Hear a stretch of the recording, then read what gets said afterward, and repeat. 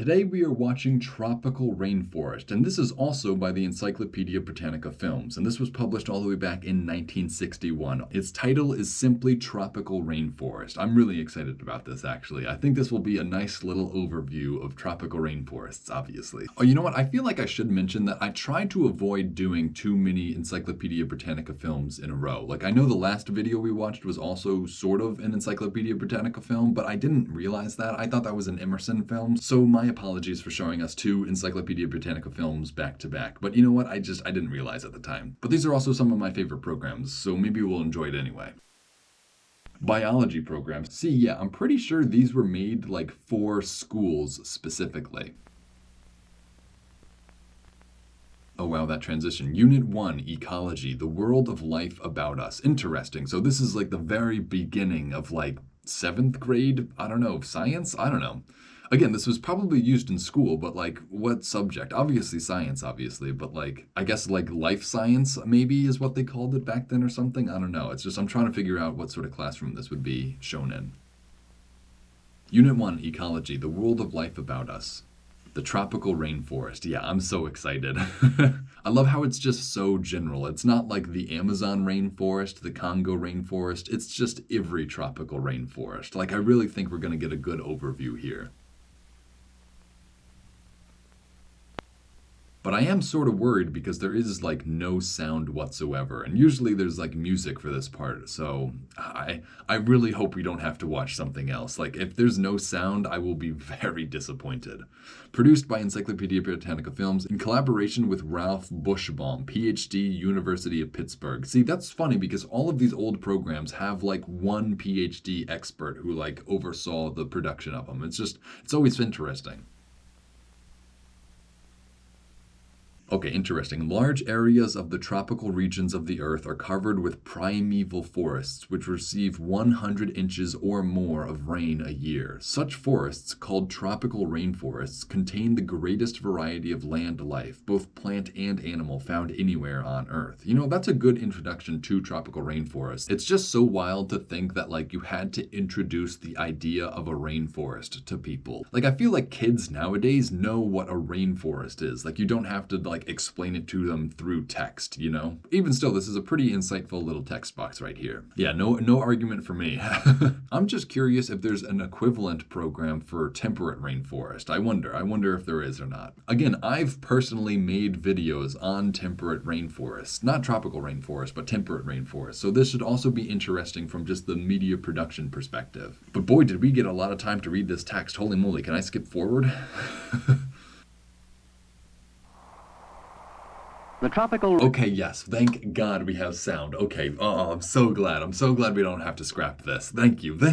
Oh man, I was starting to get worried there. The tropical rainforest biome is a complex community, exceedingly rich in many forms of plant and animal life. You know what, this is a good opening shot too, just like the pouring rain over the forest. You couldn't have asked for a better shot, really. A showplace of natural history. Through ceaseless evolution, a display of flora and fauna has developed here, unequaled anywhere else on land. You know, that is pretty fair. I feel like I'm just going to be agreeing with them a lot of this time because, like, yeah, rainforest is pretty much the richest land environment besides certain wetland environments like that exists. So, yeah, all factual so far.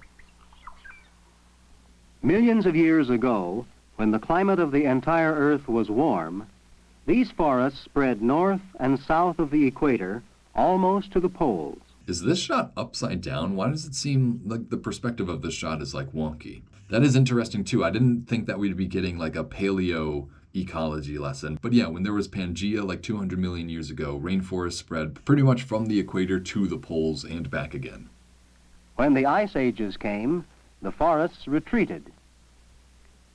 I feel like these statements could use a little bit better of like a visual aid, you know, like a globe that has green forests shrinking and stuff. But you know what? I won't blame them too bad. But if I were to make this like an Atlas Pro video, that's what I would have shown for that explanation, not just random stock footage of a rainforest. But you know what? I'm enjoying the footage as well. Oh, okay. Wow. Here we go. That's exactly what I was talking about. That's so funny. Today, although reduced in area, Oh, okay. So this is a map of like current rainforests around the world. So obviously we have the Amazon, we have a little something in Central America, we have the Congo Basin, but then we have this interesting little shape over here in Asia that like outlines Bangladesh or something. That's so funny. Like what a weird little like just random shape. Like obviously I bet there's a reason behind this, but like I don't know, it just seems a little out of place here. And honestly, this whole map is kind of wonky. Like, look at Greenland or like Siberia. Like, this is not how the whole world looks like. But then we have a little bit more rainforest in like Sumatra and Borneo and stuff, which is cool, which is, accurate, I guess. It looks like there's a little bit of rainforest in India, too. I can't tell if that's on purpose or not, though. And centered on the equator, moist, always green forests still cover 1/10 of the Earth's land surface. 1/10 of the world's land surface. I wonder if that's still true. It's probably not still true, which is unfortunate, but, it's interesting to think that might have been true at a time. And comprise a large part of the total forest area of the world. Again, yeah, no argument from me for that statement. Like, that's pretty cut and dry right there. In all tropical rainforests, there is constant warmth and an abundance of moisture. Rains fall in cloudburst proportions during part of the year. During the rainy seasons, water drips constantly. Wow, this is some really good footage of rain in a rainforest, though. Like, I can only imagine the suffering the photographer went through to get all these shots. It must have just been, like, torrentially pouring. Like, that's just so funny because, again, I said I recently had to make a video on temperate rainforests, so I was literally in the forest trying to get shots of rain falling from the sky. And even though it was, like, pouring rain in this forest, it was so hard to get actual shots illustrating that. Like, shots of the water pouring off the leaves or everything. Like, if you haven't done it, you don't know how difficult it is to actually get shots that visually illustrate a rainforest. So it's impressive that they got so many good shots in this. From the forest roof to the vegetation in the dimly lighted, warm and humid corridors below. Let us compare the temperature and rainfall of a tropical rainforest with that of a temperate forest. See, a temperate forest, not a temperate rainforest. There is such a thing as a temperate rainforest, but that's not what we're comparing here. We're just comparing like a regular forest to a tropical rainforest, which isn't really a fair comparison if you ask me. Throughout the year, the monthly temperature of a typical temperate forest ranges from about 20 degrees to 75 degrees Fahrenheit. This is a fun little animation too. This is like the exact sort of animation I would make in an Atlas Pro video. Like, this is a pretty easy animation to do. You just have a layer behind this thermostat, like, moving up the red thing. Like, it's pretty easy to do. Like, this is a simple animation, but it's still enjoyable to watch. While the tropical rainforest shows a remarkably constant temperature of about 80 degrees. Oh man, the little glow layer they put on the 80, like, I don't know, these little animation touches are so interesting, I think. Rainfall in the temperate forest averages between 2 to 3.5 inches per month, while in the tropical rainforest... Yeah, if this was an Atlas Pro video, all these little bars on this bar graph would have been animated too, but obviously this is done in a time where that's a lot more difficult. The monthly average ranges from 1 to about 17 inches. Dude, all these little glows on the text boxes, like it's a little detail, it really is, but it takes just as much work as anything else in this animation. So it's worth appreciating, I think. Just a little glow on the number text as it went up. Structurally, the rainforest is a layered mass of vegetation whose makeup is difficult to discern. Again, that's a pretty fair statement, but like, isn't the whole point of this for you to discern those layers for us? Like, I don't know. Between the sunlight and the earth are layers of plant growth. Okay, here we go. I've actually made like this exact diagram before as well. So what we're seeing here is like the different canopy layers. Like obviously there's the first canopy, then there's like the over canopy, and there's the underbrush as well. Which is just, I don't know, so funny that I've made this exact diagram before as well. But I've never talked about specifically tropical rainforest. So I've never actually gone into like the over canopy and everything. So this should be interesting, even for me. On the ground are mosses, fungi, tree seedlings, and herbaceous plants. Next is the shrub stratum of young trees, small... Did he say the shrubs? the shrub stratum or the substratum. Oh my god, I can't even say it. Whatever. Props for the voice actor for getting that one out. Palms, and large ferns. But yeah, this is what I said. You have your basic ground cover, and then you have your first layer of canopy growth. I don't know if they're going to call this the understory in this case, but this is like the canopy in a temperate forest anyway. Above these are the smaller trees, whose density of foliage and branches is greater than any other level of the forest. Yeah, this is like the main canopy, I guess. But again, if you've watched my Atlas Pro videos on rainforest, this might be considered the actual understory. Like there are two layers of vegetation in rainforest, the understory and then the actual canopy. And in tropical rainforest, you actually have another layer on top of that, the overcanopy, but like, I don't know if that's what we're getting into here or not. Above this stratum are taller and sturdier trees, whose crowns interweave to form an almost unbroken forest canopy. Yeah, okay, so we have the underbrush or the understory, then we have the canopy, and now we're going to look at the overcanopy. Bursting through this canopy are the forest giants, trees of 120 to 200 feet or more in height. I like the art style they used for this as well. Like this is a very appealing, like retro art style, which obviously it wasn't retro at the time of making it, but it definitely like signifies the graphic design choices of this era for sure.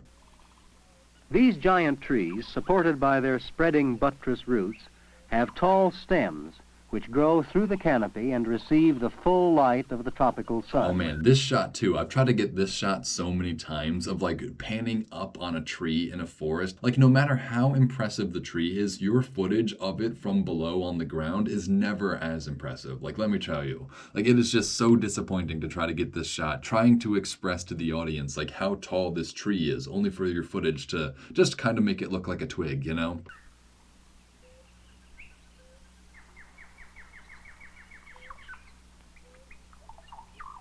Like these trees are absolutely massive, but just the way this shot is made, which I don't blame the photographer. There's no other way to get a shot of the canopy from the ground, but it's just like, I've experienced the same disappointment from these sort of shots as this photographer is probably going through right now. Smaller trees, too, sometimes depend on stilt roots to support them in the soft ground. Masses of climbing vines called lianas close the gaps in the canopy overhead. I feel like lianas are one of the things that are sort of missing from temperate rainforests. There are still vines, but like not to this scale, you know? Like these are some huge vines. I guess lianas, but whatever, they're vines to me. Great lengths of their woody stems. Wow, and look at all the plants growing off of this tree. Like that's how you really know it's a rainforest. Like even the trees have a forest growing on them. Festoon the forest with their spirally twisted and cable-like forms. Yeah, I feel like lianas, at least in my head, are what differentiate a forest from like a jungle. You know, like a jungle has like vines all over the place, whereas a forest is like just trees. I don't know, that's not like an official declaration or anything, but that's just like how it works in my head. Like seeing vines like this tells me it's definitely a rainforest. Or a jungle, I should say. Although found in every plant community, climbers are more abundant in the tropical rainforest than in any other plant formation. Profuse, too, are plants. Yeah, that's pretty much what I just said. There are vines in like temperate rainforests, but not to the degree that we see here in this rainforest. Which grow without soil, attached to the trunks or branches of trees and vines. Like they're epiphytic, right? Isn't that what it's called? They're epiphytes. They don't need soil. I'm pretty sure that's the correct term.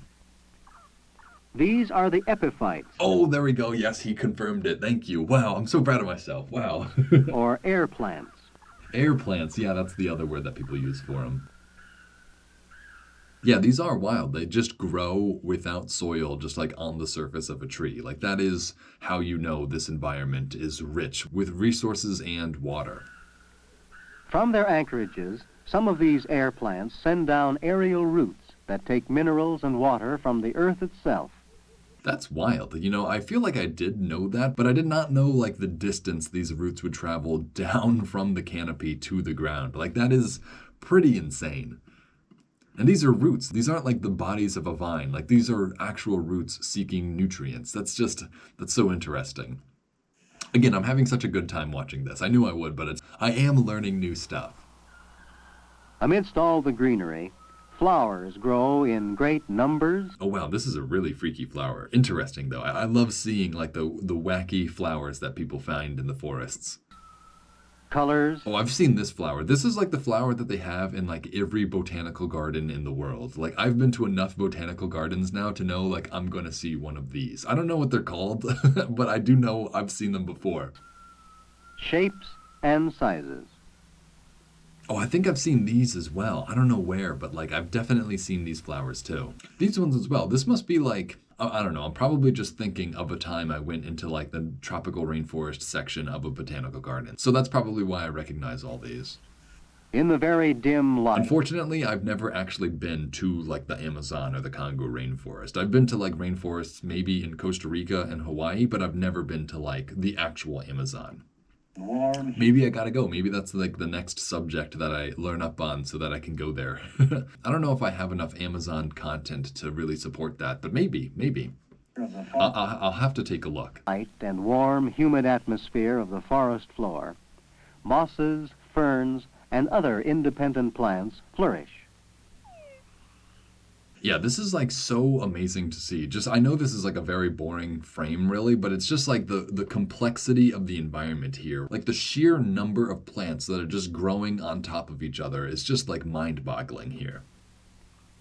It is here among the bases of the... Oh man, I really hope we see some cool ass funguses too, because there are some really wacky funguses to be found in the rainforest. Trees that the fungus plants. Funguses or fungi? I guess it's fungi. My bad. Acting with other agents of decay, quickly Whoa, like look at these little guys. I don't want to say what these look like. These look like a diva cup. If any of my female viewers are watching, these look like a diva cup. Don't ask me why I know what a diva cup looks like, but yeah, totally. No girls are going to disagree with me on that one. Destroy the dead plant material so rapidly that much of it is not available for the growth of plants.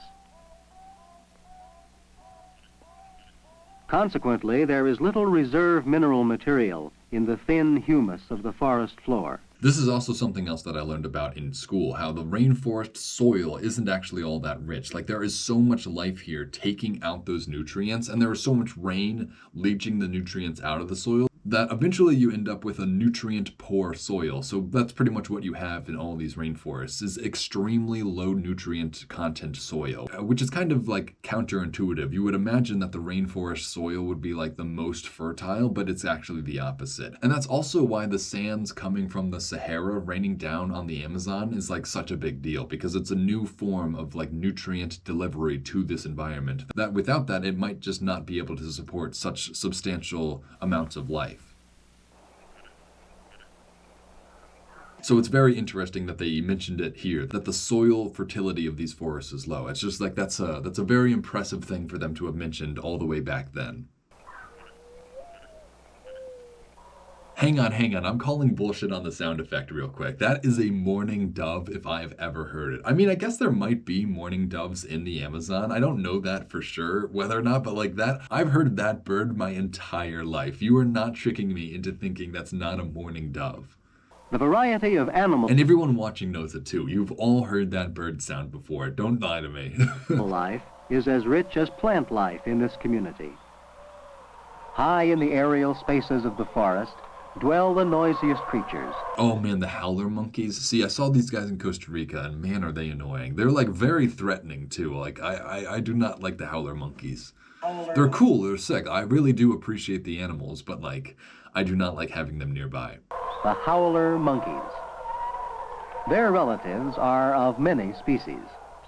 Their relatives are of many species. That's a weird statement. They live out their acrobatic lives in the canopy. their acrobatic lives. Again, the language that they used in these old programs is never not interesting as well. Just living out their acrobatic lives. I mean, I guess it's not wrong. They do live acrobatic lives. It's just like, what a funny term to use to describe the life of a monkey. Or an ape, I don't actually know. I guess they're howler monkeys, right? So they must be monkeys. The canopy also shelters a vast number of birds, gaudy parrots, Gaudy parrots. It's funny that they were described as gaudy. I don't know. It's just like it's a bird, man. Like you don't have to attribute such like negative associations with it. I don't know. The toucans, the titira, Like the toucan doesn't get like a mean descriptor word to it. Like it's just a toucan, but oh, it's a gaudy, yeah, a gaudy parrot. Like the toucans aren't gaudy with their beak. It's only the parrot that's gaudy. It's just like what was that? Why was that necessary to call the parrot gaudy? the titira, This is an interesting bird. I've never seen this one before. Titira? hummingbirds, I've seen hummingbirds before, but like very interesting still. A very interesting flower at the very least. and the carnivorous vultures Whoa, this is a cool vulture right here. are but a few. This looks like almost like a condor or something. This is like a huge bird though. Like I wish we could see like a human next to it because this is probably like 2 or 3 feet tall at the very least. They share the trees with other animals, such as the coati-mundi. Coati-mundi. See, I was going to pause and try to guess what this animal was, but like, no, I never would have gotten that. Interesting though, the coati-mundi? The raccoon-like kinkajou, Hang on, the what? The Pikachu?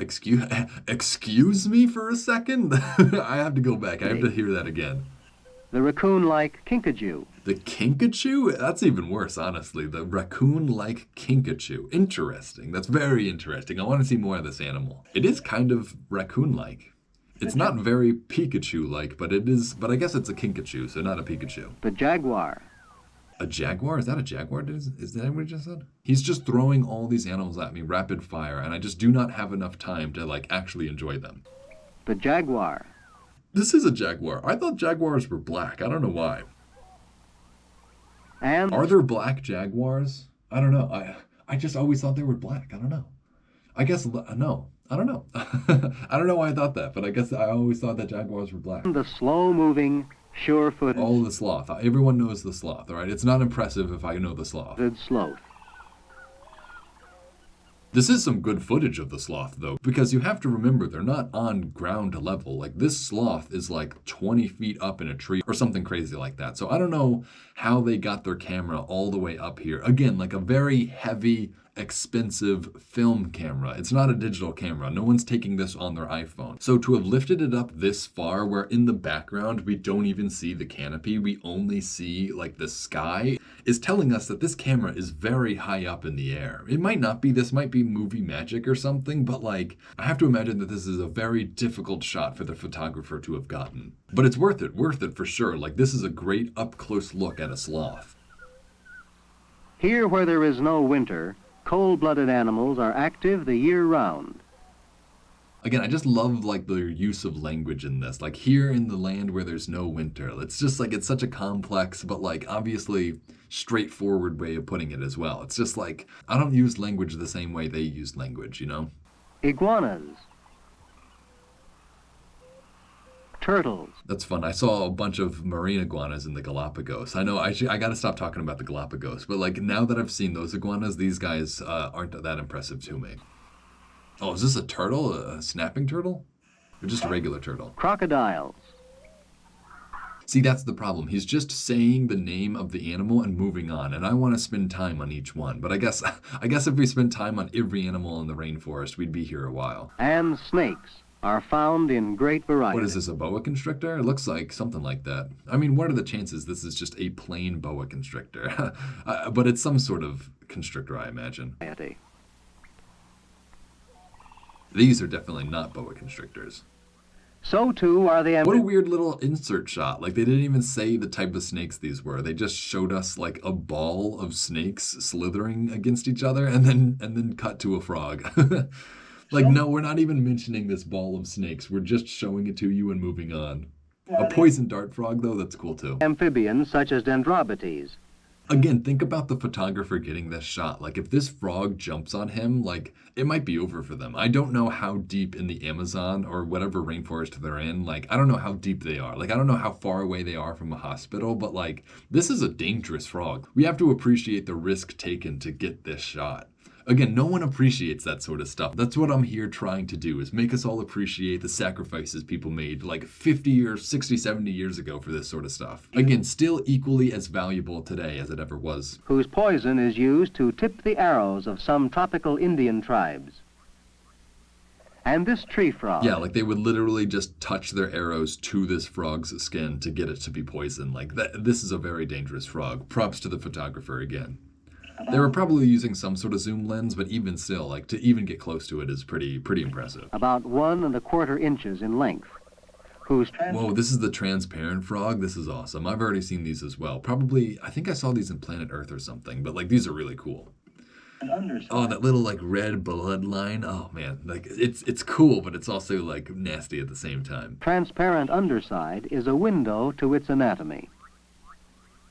That literally is a window to its anatomy. like again, the language they use, so good though. Such good figurative, but also literal language. Like this frog's skin literally is a window into its anatomy. I never would have written it like that, you know? Like that's why I appreciate these old programs. Smaller still, this little amphibian, about 1 inch long, is as lively as its coloring. Yeah, another incredibly poisonous frog that the photographer is needing to get as close as possible to for these shots, you know? By intense selection. Oh wow, this is cool. Little camouflaged toad, or it could be a frog, but it reminds me more of a toad. These creatures vary greatly. It's probably a frog though. In color, size. Honestly, what's even the difference between a toad and a frog though? When it all gets down to and it. Form. The sticky cups on the end of each toe of the tree frog enable it to move about. Oh, these are like the classic green tree frogs, aren't they? I feel like I have a book with them on the cover of them somewhere. So yeah, this is like the most typical rainforest animal, I imagine. This is probably what the thumbnail is going to be. Maybe not, I'll figure it out, but like this is the most recognizable rainforest animal, I think. About on the slippery foliage. This tree frog lays her eggs on the dark underside of leaves overhanging a pool of water. See, that's bizarre because where I live, like frogs cannot just lay their eggs out in the open, right? Like they have to lay their eggs in water or else they'll dry out. So that is very interesting. That is a different behavior that you'll observe because of the increased presence of water in the environment. Here the young tadpoles begin to develop. They will hatch and fall into the water where they will complete their development.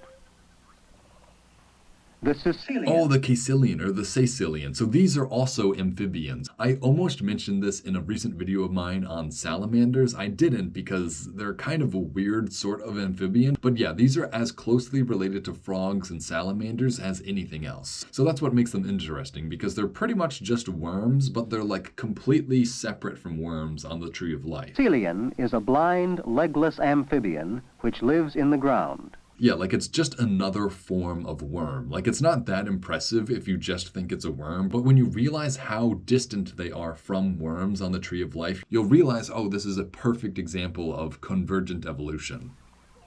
This one is about 10 inches long. Yeah, I mean, I guess it is just a worm at the end of the day. It's not a worm, but it is a worm still. I can imagine some people just not finding these interesting at all because all they think is that they're worms, but they're amphibian worms, which is interesting. Again, what a good shot. This rare and unusual tropical animal, Peripatus, resembles both annelids and arthropods. This is a cool little animal. I didn't know about this guy before watching this. This is like a millipede or a centipede, right? Sort of, something like that. It's also sort of like a caterpillar, though. Is this an insect? I don't think it's an insect. Insects have like specific parts of their bodies. I wonder what this is. But belongs to neither of these phyla. Oh, well, there you go. It belongs to neither. Peripatus is in a phylum by itself. Oh, wow. I'm glad. I'm proud of myself for not being able to figure out what this was related to, because obviously now there's a reason behind that. Its stumpy legs are caterpillar-like. Wow, I'm so glad I described its legs as caterpillar-like too. That's so funny. I'm patting myself on the back right now. The most numerous So inhabitants. they're not even going to tell us. I guess it's just in a class of its own, really, right? Like it's just its own family member at this point. There's nothing even comparable to that little thing. See, that's what I'm here to see today. I just love learning about those little things. Inhabitants of the rainforest are the arthropods. Among these are the web-spinning spiders, the hairy... All right, hang on. I want to go back for a second. So we have the spider in its spider web, and then midway through the shot, there's just what looks like a grasshopper or maybe like a katydid just flies straight into the web. And I like this because the implication here is that like this is just an insect flying into a spider's web. But in reality, you know they didn't just wait for an insect to fly into this web. Like, you know the cameraman went and found one of these grasshoppers and just like threw it into the web to get this shot. Like, that's how they got this. They did not wait for an insect to fall for the trap. You know, like they caught one and made this happen so that they could get this shot. I can almost guarantee you that. But again, nobody ever thinks about that because it's just like it's one shot and then it's gone. But you have to realize that so much thought went into just getting this one shot. The hairy tarantula. I feel like I'm so specially capable of appreciating that sort of stuff. I also used to do that as a kid. I would go to spider webs and I would pick up like ants and I'd throw the ants into the spider web. So like I have a very special insight into that action specifically. Poisonous scorpions and centipedes. Geez, yeah, I do not like the size of that centipede. Holy moly. Does anyone else have those weird centipedes in your houses that are like that big but have a million legs and are just the scariest things ever? Like, I hate those. I don't hate a lot of things in this world, especially not animals, but like, I hate those animals. I hate those little millipede things. Those are so nasty. Like, what are they called? Like silver legs or something? I don't know, but they're freaking nasty. I hate them. This guy's a little cute though. This is a little cute little centipede right here. Look at his little head with his little like antenna things. Like, I don't know. I feel like I call the weirdest animals cute on this channel, but this little centipede, cute centipede right here. See, that's the thing. I'm not grossed out by insects or anything. Like, I really actually appreciate them, but like some of them are just nasty. I don't know. Flying insects such as the butterflies and the wasps. Wow, this is a cool little wasp nest here. I feel like I'm stopping like every single second just because he's rattling off all these different animals and I want to say something about each one. But this is a cool little wasp nest. Like, they're clearly very small, like almost fly-sized wasps, right? Like, they're not huge wasps, but like, I don't know, very, very interesting nest. I've had to clear a few wasp nests out of my house, so this is not what they look like. I wish they were this size. Wasp nests here are like huge nests, so this is like a funny little small wasp nest, I guess. The crawling insects like the Hercules beetle and the inch-long Ponerine ants. The inch-long Ponerine ant? Dang, so these are like huge ants then. Oh man, can we see these like in somebody's hand or something? Like, I can't tell the scale with this tree trunk, you know? Like, I need something real to give me the scale of these ants. With their Dang, no, I guess we don't get that. So I guess those are just giant ants. We'll have to take his word for it. This is a cicada. Species numbering in the hundreds of thousands, tropical insects have evolved into many diverse forms. A praying mantis. I feel like we also have praying mantises up here. I guess it makes sense that they also have them in the rainforest. It's just like, I guess it's just interesting that there are some insects from the rainforest that have made their way to the tropical, or to the temperate forests as well. That help to protect them from their enemies.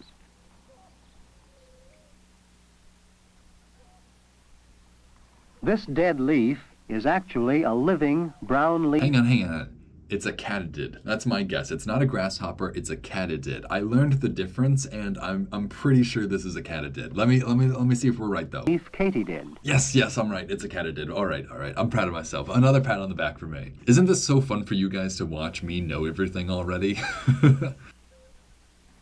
Deceptive enough in its costume, this leaf blemish katydid adds mimicry of the fluttering leaf in the wind to its disguise. See, that's so interesting of an observation because I never would have assumed that the way they walk is to imitate the fluttering of a leaf. I would have just thought that they were like not that capable of walking, but I guess they have an excuse. They're just trying to look like a fluttering leaf. Like, is that true? Do they actually walk like this to imitate a fluttering leaf? I find that hard to believe. And that just feels like such a human leap in logic, you know? Like, I just don't know if that's like 100% confirmed or not. Others, not so well camouflaged, depend on different devices for protection. Dang, I feel like that's all I would do if I were in a rainforest. I would see like a flipped over leaf and I would just be so curious every time what's underneath that leaf, you know? Like this, like you get a cool little caterpillar for some reason. Oh wow, this is a cool caterpillar though. This giant 3-inch cockroach. A 3-inch cockroach? That's insane. Again, can we get this like in somebody's hand or like next to somebody's hand? I get that nobody wants to hold the 3-inch cockroach, but can we at least see it next to like a penny or something? I want to actually see the scale of it. It's impossible to tell the scale from just what we're looking at here. Like it just looks like a regular cockroach, but I know that it's more impressive than that. I want to see it, you know? I want to feel it. Roams about at night. I don't want to feel it, but I want to feel its size. And hides during the day in crevices under bark. And so, by the processes of natural selection, most of the insect species have adapted some means of protection for survival. Oh wow, that's cool. I was not expecting that actually. So what is this? Is this just like an insect that's camouflaged? What is this? Yeah, it's some sort of like beetle or something. That's impressive camouflage though. Here, insects are being attracted at night by artificial light. Their forms and colors... Dang, I bet it would be so fun to study all the insects that are attracted to a light at night. Like, I bet you can get so many different sorts of moths just in one night with just a light on. I bet that's how we've discovered so many species of moths in these rainforests, is just by hanging a light up at night. I feel like more than half of the moths we know about in the rainforest were discovered using this method. I could be wrong about that, but like, this seems like the most effective way to collect information on moths. Reveal the variety of the niches they inhabit. Niches. It's funny that he pronounces it niches. I don't know. I say niche, but like I guess most Americans say niche.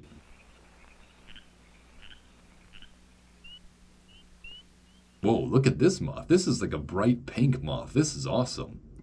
What type of moth is this? See, I wish we were hearing more about these individual species, because this is like so interesting. I want to know what sort of moth this is. Can somebody in the comments figure that out for me? What type of moth is this?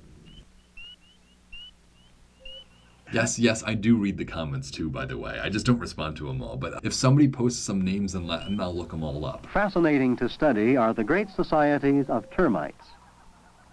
Termite colonies find their niches in the abundance of dead wood. This is a very interesting placement for a termite colony, like in the intersection between two fallen branches. Like, I don't know, I imagine them establishing their bases like in the ground. So it's very precarious is what it is. Like, obviously the termites don't mind or anything. It's just like a funny place to find a termite nest.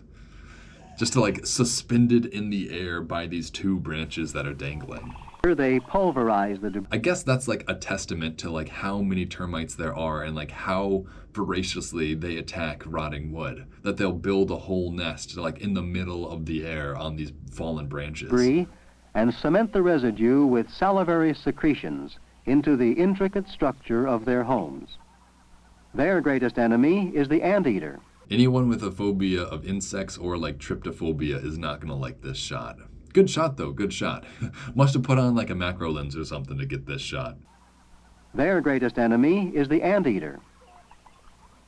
You know, I kind of forgot anteaters existed. Like, this is a funny story. When I was in like preschool, I was in like a Catholic preschool and we had to do like a play on like Noah's Ark or whatever. And I just remember getting the role of an anteater. And I don't know why, but like, I've always remembered that. Like, every animal had to enter this ark, even the anteaters, and I was the anteater. That's my special memory associated with anteaters. Look at this thing. This is one of the strangest animals on the planet, though. I will say that. Oh, I wish we got more of the anteater, because that really is. I wanted to see more of it. Its tongue when it oh man, so cool. But I guess we can't spend time on every cool animal from the rainforest. Leaf-cutting ants strip entire trees and shrubs of their foliage. Each worker ant carries a piece of leaf up to 30 times its own weight. This actually is like so wild how much work all these ants are doing. Like, it is, I don't know. Obviously, like, it goes without saying that they're doing a lot of work. Just like, think about how much material they actually end up moving. Like, tons and tons of leaf litter get moved every day just by a couple of ants. Not a couple of ants, like billions of ants, but you know, what feels like a couple of ants. The forest trails of these ants can be easily observed.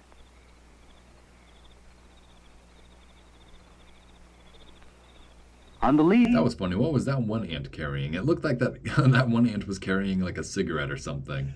Yeah, is this carrying like a joint or something? What? This is not the same as what all the other ants are carrying. This one ant carrying a joint all the way across. It literally looks like that though, doesn't it? Like, On the leaves I don't know. Maybe that's just me. Maybe I've got something on my mind. But like that to me looked like it was smoking up later. On the leaves within their nests, the ants cultivate a kind of fungus, which becomes their basic food. See, that's probably like the most fascinating part of like the termites or the ants is the fungus that they cultivated almost as if it were a form of agriculture, as equally complex as like human agriculture. I'd say possibly even more complex than human agriculture because this is more than just like domesticating a species. This is actually like forming a symbiosis with a species. So that's a very, very interesting aspect of ants in the Amazon is forming actual relationships with other life forms, I guess. Fungus is not a plant. I almost said another plant, but it's not a plant. It's its own thing. So forming relationships just with other forms of life.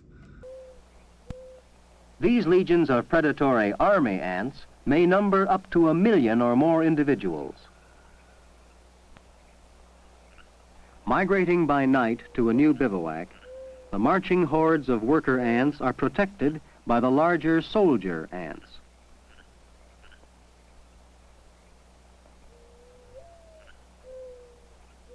Dude, again with the mourning dove sound effect. I just do not believe that that is a native sound here in the rainforest. Maybe, I could be wrong. They might have mourning doves in the rainforest too. Every time I hear that, it just brings me back to New York, where I am right now. Workers carry bits of food and the young. Like, I could probably go outside and hear that noise, like, today. Here they enter the bivouac area, where they will stay for several weeks.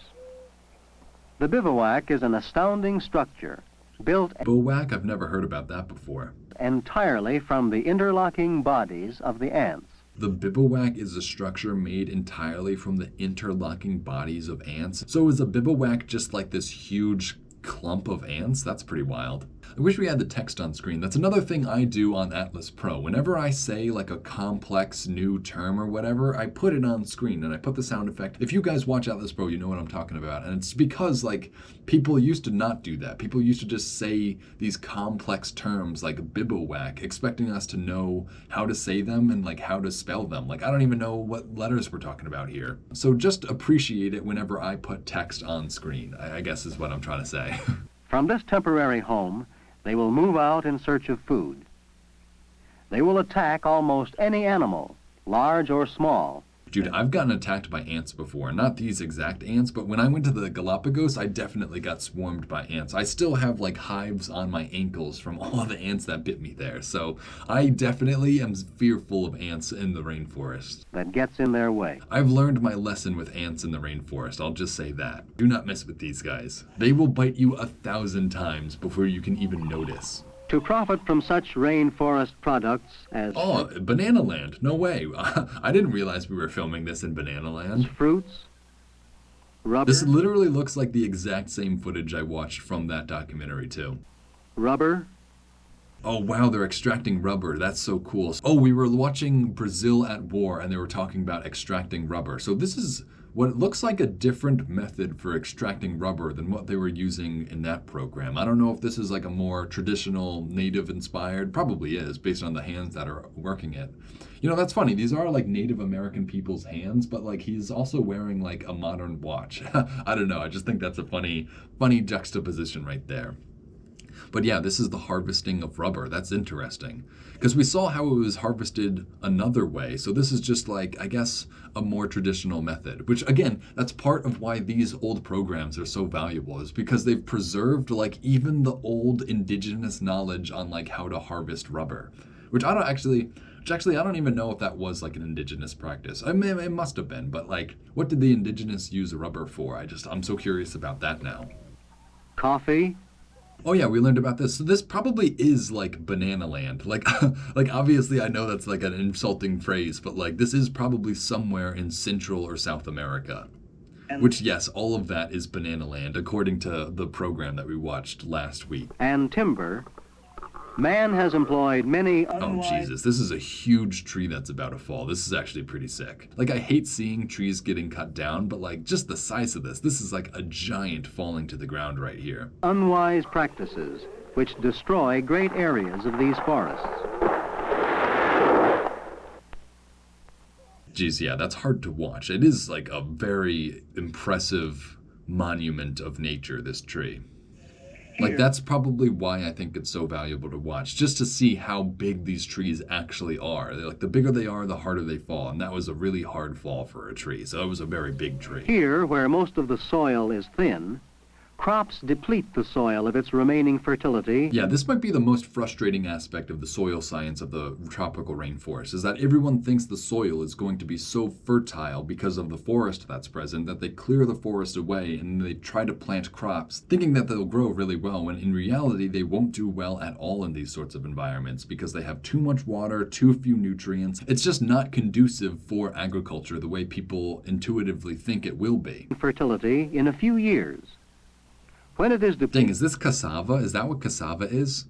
I'm gonna pat myself on the back again if this ends up being cassava. Man clears more land, thereby destroying... Oh, I guess we'll never know. I think that's cassava, though. destroying more forest.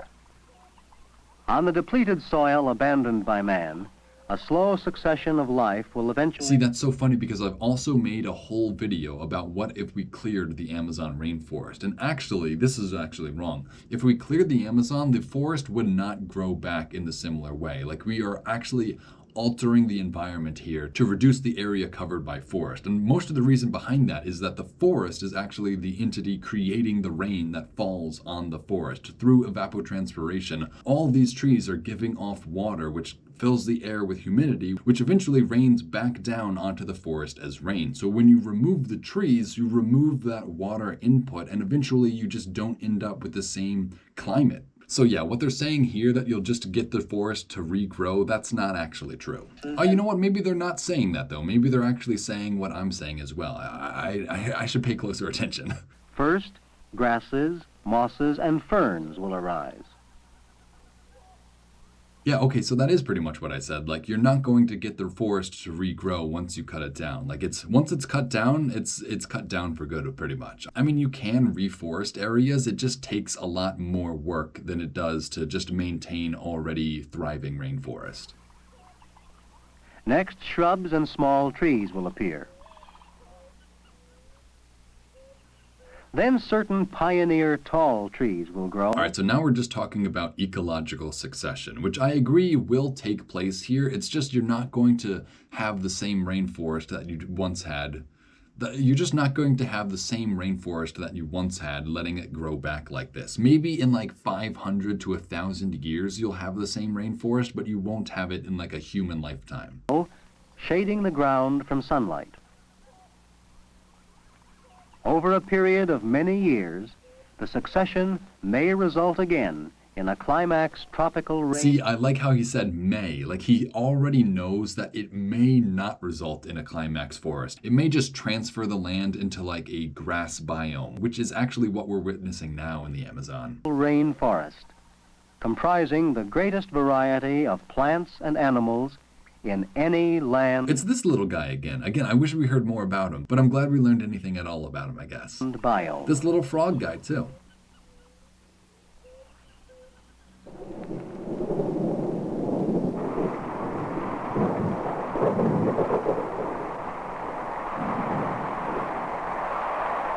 Isn't this like the same exact shot that we opened with? Oh, I guess it's about to end. Okay. Oh, okay, yeah, that was the end. So we finished on what I think was the same shot that we opened with, which is, I guess, a funny way. I guess it's just a bookend. So that was a lot of fun. I feel like we kind of glazed over a lot of the specifics, but again, how much information can you really fit into like a 15-minute program? So for what it was, for how long this was, I think this did a phenomenal job of introducing us to the rainforest biome. I'm a little sad they didn't touch on like how threatened this environment is. That is something that I would have touched on in Atlas Pro, definitely. Maybe that's just a difference of the times. People weren't really concerned with like deforestation back then, or at least, not these sorts of educational programs. I think people still were concerned, but they just didn't bring that sort of stuff up in these sorts of programs. So kind of sad we didn't learn about how these forests were actively being destroyed during these times, but again, that's also kind of a downer, so I get why they left it out too. Like, this is definitely meant to just get kids excited and interested in the rainforest, and that did exactly that for me at least. Like, I want to go to the Amazon more than ever before now.